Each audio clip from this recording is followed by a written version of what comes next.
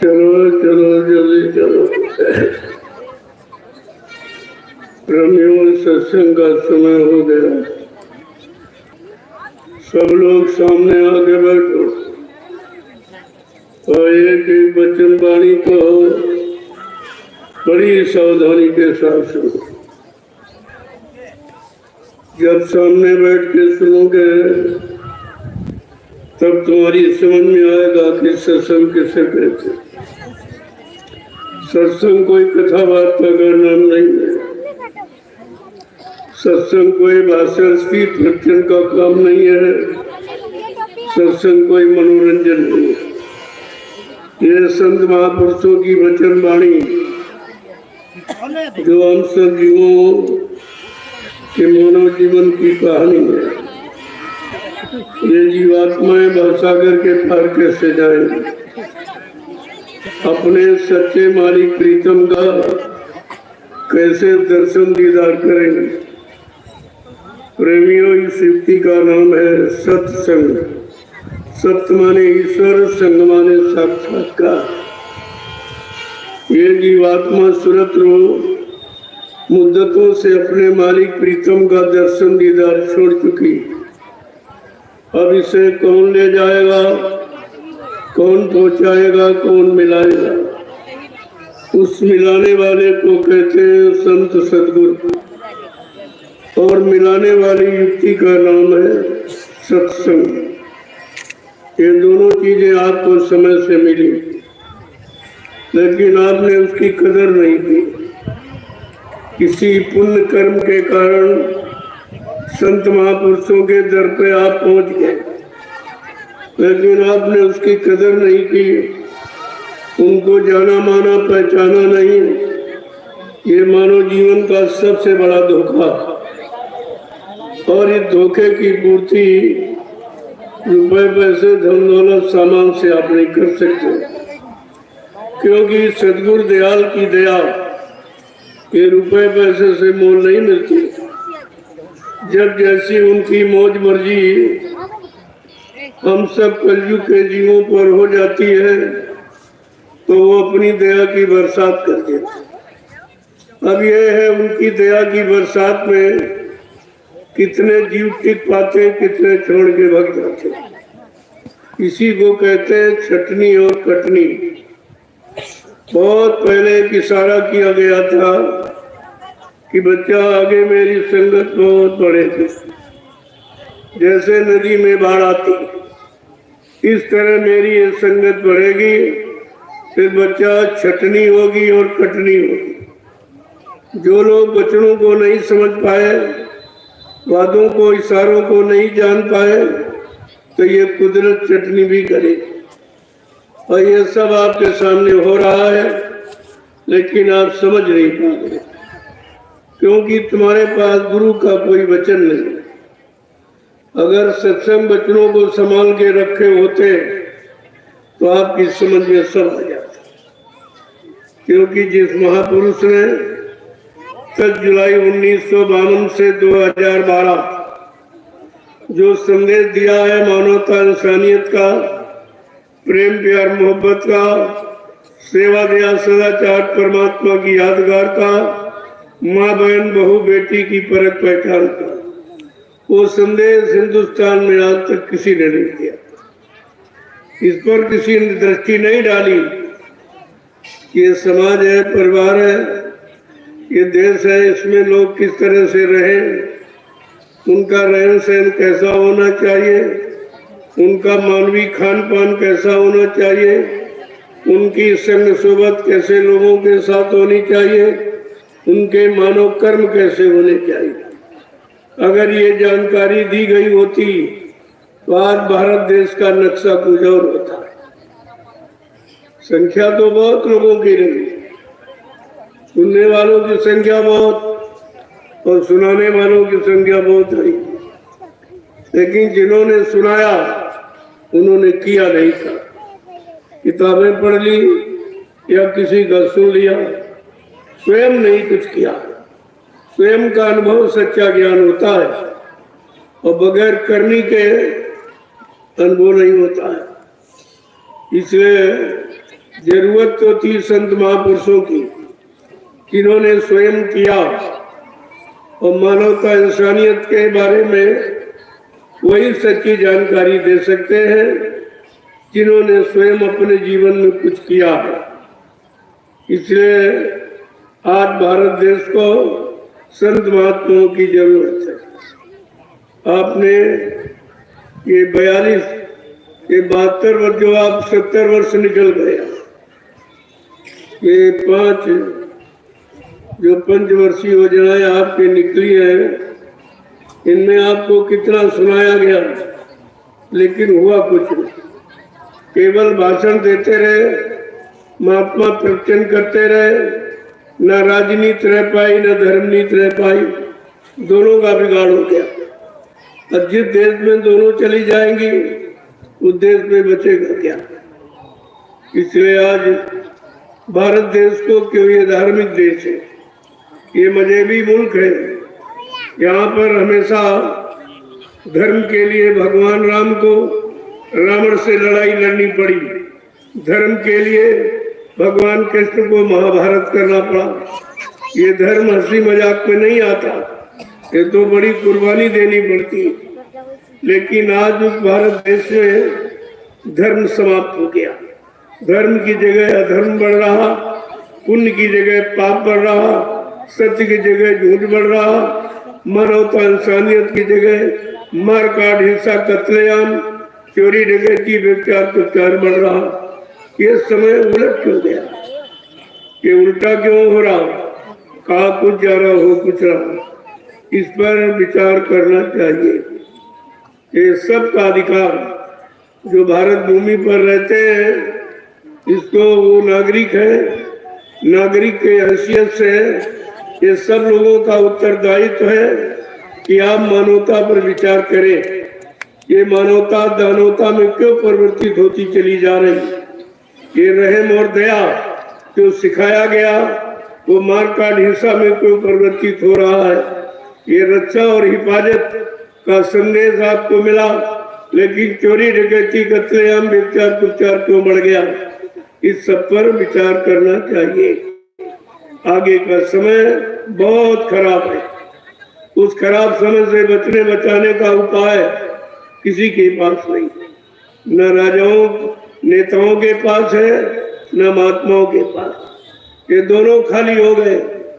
इनके पास मानवता इंसानियत की स्थापना करने का कोई सिद्धांत नहीं है और आपको उसकी जरूरत है। बिना इसके देश में मतलब यानी उन्नति, उत्थान, प्रगति नहीं हो सकती। अगर देश को खुशहाल बनाना है, मानव में सुख शांति लानी है, सब में प्रेम प्यार मोहब्बत सेवा दया सदाचार परमात्मा की यादगार करानी है, सबके मन मस्तिष्क में माँ बहन बेटी की फर्क पहचान को लाना है, तो आपको धार्मिकता में आना पड़ेगा। धर्म ये भारत देश का गहना, ये मानवता इंसानियत, ये भारत देश की सच्ची शिक्षा। तो शिक्षा समाप्त हो गई, अब उस तरह की न शिक्षा रही है न वैसे शिक्षक रहे, इसलिए देश निरंतर बिगड़ता चला जा रहा। समाज में, परिवारों में अशांति बढ़ती चली जा रही, मारकाट, हिंसा, चोरी, कत्लेआम, व्यभिचार, कुचार बढ़ता चला जा रहा। उधर राजनीति में महंगाई बढ़ती चली जा रही, बेरोजगारी बढ़ती चली जा रही, किसी को सुख शांति नहीं है। आप सबको इस पर विचार करना चाहिए। अगर विचार नहीं करोगे और नहीं चेतोगे, नहीं जागोगे, तो फिर आगे मुसीबत का वक्त आ रहा। इस मुसीबत के वक्त से कोई बचने वाला नहीं है। जो आप समझते हो हमारे पास खाने के लिए रोटी है, रहने के लिए मकान है और व्यापार, खेती, दुकान, दफ्तर है, ये आपको ये मालूम नहीं है कि वो कुदरत के एक झटके में समाप्त हो जाएगा। ये जो आप देख रहे हो आंखों से, ये चंद मिनट में समाप्त हो जाएगा और आप इसकी कोई व्यवस्था नहीं कर सकते। इसलिए हमारी बातों को बड़े ध्यान से सुने। आज तक जो आपने सुना नहीं होगा वो आज आपको सुनने को मिलेगा, और जो आपने जाना नहीं, माना नहीं, जिसको जो समझ में आया नहीं, वो सब आज आपके सामने यानी मतलब रखा जाएगा और आपको से विचारों से अवगत कराया जाएगा कि आज इस देश को, आज इस मानव समाज को किस देश की जरूरत है, किस चीज की आवश्यकता है, इस पर तो विचार करना ही होगा। बगैर इसके विचार किए कोई काम अब होने वाला नहीं है। इसलिए ये भारत देश ऋषि मुनियों का है, संतों महात्माओं का है, वीरों का है, सखियों का है। ये देश यानी मतलब लुटेरों का नहीं है। आपको इस पर भी एक दृष्टि डालनी होगी। ये भारत देश धार्मिक देश है, भारत भूमि योग भूमि है। विश्व के जितने देश हैं भारत को छोड़कर सब भोग भूमि के नाम से जाने जा रहे हैं, लेकिन भारत देश योग भूमि के नाम से, और ये विश्व का गुरु रहा और रहेगा। इसे कोई मिटा नहीं सकता। जो आपने गंदा खान पान किया है, जो तुम्हारे धार्मिक देश का खान पान नहीं है, वो आपने खान पान अपनाया। जो तुम्हारे भारत देश की हिंदू यानी राष्ट्र की जो राष्ट्रभाषा हिंदी संस्कृत, उसको आपने बुला दिया है। आप अंग्रेजों के आज भी गुलाम हैं। अंग्रेज चले गए, अंग्रेजियत को छोड़, ये अंग्रेजियत है जो अभी तक आप छोड़ नहीं पाए हो। जब अंग्रेज भारत देश से गए तो उन्होंने यही कहा था गांधी महात्मा से कि मैं आपके देश को छोड़ रहा हूँ, लेकिन मैं ऐसी छाप छोड़ के जा रहा हूँ, ये भारत देश 300 वर्ष तक अपना सुधार नहीं कर पाएगा। आज हम सब लोग उसी अंग्रेजियत में फंस के रह गए। मैंने अभी 15 सितंबर 2023 को ये घोषणा की है और सारे देश के प्रति मैंने संदेश दिया है, अगर आप सच्चे भारतवासी हैं तो अपनी भारतीय वेशभूषा में आ जाओ। तुम्हारी पहचान होनी चाहिए कि वास्तव में तुम भारतीय हो, वास्तव में तुम हिंदू राष्ट्र हिंदू हो। हिंदू का मतलब कोई जात पात मुसलमान, कोई मतलब यानी सिख ईसाई से नहीं है। जो इस हिंदू यानी हिंद देश में रहते हैं, जो हिंदुस्तान में रहते हैं, सब हिंदू हैं। हिंदू कोई जात नहीं है। हिंदू हमारा धर्म, हिंदू हमारा मजहब, हिंदू हमारी मानवता, हिंदू हमारा रहम और प्रेम, हिंदू हमारा शाकाहार, ये सब हिंदू है। ईमानदारी और चरित्रता, ये सब हिंदू ही है। अभी आपने हिंदू शब्द को समझा नहीं है और न किसी ने बताया आपको आज तक कि हिंदू किसे कहते हैं, और कोई हिंदू कहने को तैयार भी नहीं है। भारत देश में उपजातियां आगे बढ़ रही हैं, सब लोग जात पात के फिरके में फंस गए, लेकिन हिंदू शब्द से आज सब अलग है। वैसे मुसलमान से कहो तो कहेगा मैं मुस्लिम हूँ, उनमें भी जातियां हैं, लेकिन वो जातियां नहीं बताएगा। अपना मूल जो मतलब यानी उसकी पहचान है, वो तुरंत कहेगा मैं मुस्लिम हूँ। ईसाई कहेगा मैं ईसाई हूँ, सिख कहेगा मैं सिख हूँ, लेकिन हिंदू ये कभी नहीं कह रहा मैं हिंदू। तो हिंदू राष्ट्र कैसे बनेगा? हिंदू राष्ट्र में रहने वाले लोगों में हिंदुत्व की भावना कैसे आएगी जब कोई हिंदू यानी कहने को तैयार ही नहीं है? तो आप हिंदू राष्ट्र कैसे स्थापित करोगे? ये समाज कैसे तैयार करोगे? इनमें एकता मानवता आप कैसे लाओगे? इसकी आज जरूरत है और इस पर सबको ध्यान देना चाहिए और सबको एकाग्र बुद्धि को करके इसे समझना चाहिए। आज मैं आपके बीच में वो संदेश देने आया हूँ जो आपने जीवन में कभी नहीं सुना। इस 70 साल की आजादी में न किसी प्रधानमंत्री, मुख्यमंत्री, राष्ट्रपति के मुंह से आपने ये सुना होगा और न महात्मा के मुंह से सुना। सब अपनी अपनी बात करते, अपने सुख सुविधा की बात करते, अपने मान सम्मान की बात करते, अपने अधिकार की बात करते हैं, लेकिन देश के हित में और देश के लाभ के लिए कोई कुछ नहीं कहता, न कहता है न कोई करता है। इसीलिए आज भारत देश की जनता सब रो रही है, चिल्ला रही, और इसकी कोई सुनने वाला नहीं, क्योंकि इन्होंने भारत की जनता जो सबसे ज्यादा संख्या में हमारे काश्तकार के भूमि है, ये 80% भारत में, इसी भारत को कृषि प्रधान देश कहा गया। ये कृषि प्रधान देश है, लेकिन कृषकों के लिए आज तक न कोई संगठन बना है, न इनका कोई झंडा बना। ये सबसे बड़ी बात, और इस पर सबको ध्यान देना चाहिए।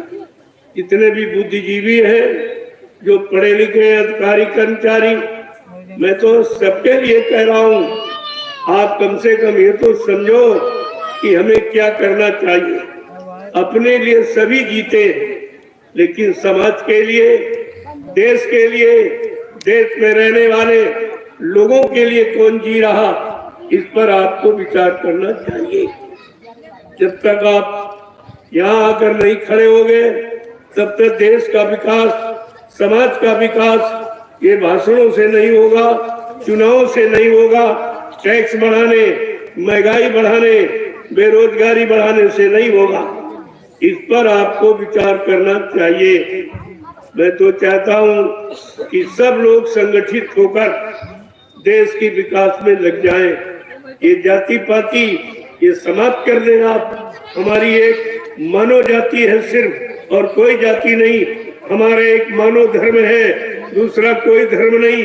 इन मानव जातियों का में एक ही जीवात्मा है, उन जीवात्माओं का एक ही मालिक है, चाहे खुदा कहो, चाहे भगवान कहो, चाहे गॉड कहो, वो तुम्हारी भाषा है, लेकिन परमात्मा किसी भाषा में बंधा नहीं है। इस पर आपको विचार करना चाहिए। आज ये समय जो आपको मिला है ये बहुत ही कीमती, आगे आने वाले खराब समय में ये आपके काम आएगा और कुछ काम नहीं आएगा। न जमीन काम आएगी, न मकान दुकान काम आएगा, न नौकरी धंधा काम आएगा, न जाति पाति काम आएगी। काम आएगी आपकी मानवता, काम आएगी आपकी सियानियत, ये काम आएगी। आज ये सब समाप्त हो चुकी है। मैं ये जानकारी लेके आया हूँ कि कम से कम कुछ नहीं तो भारत देश में रहते हो तो अपनी भारतीय पहचान बनाओ। हर देश की पोशाक हर देश की वेशभूषा अलग है, उसी से उसकी पहचान जानी जाती है। लेकिन तुम्हारी वेशभूषा क्या है, तुम्हारी भारतीय पोशाक क्या है, ये आज तक आपको किसी ने बताया है? न किसी नेता ने बताया और न किसी महात्मा ने बताया। आपकी कोई पहचान ही नहीं है, क्योंकि जो आप पहनते हो ये वेशभूषा आपकी, ये तो अंग्रेजों की।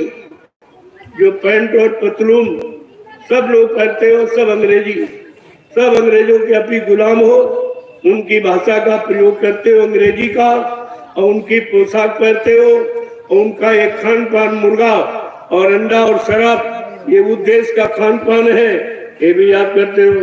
तो आप तो सब तरफ से अंग्रेजों के गुलाम ही दिखाई दे रहे। तुम्हारे अंदर न मानवता है न इंसानियत है, क्योंकि आपका खान पान खराब। जैसा करो आहार वैसे बने विचार, जैसा खाओ अन्न वैसा बने तन मन, जैसा पीवो पानी वैसी हो बेबानी।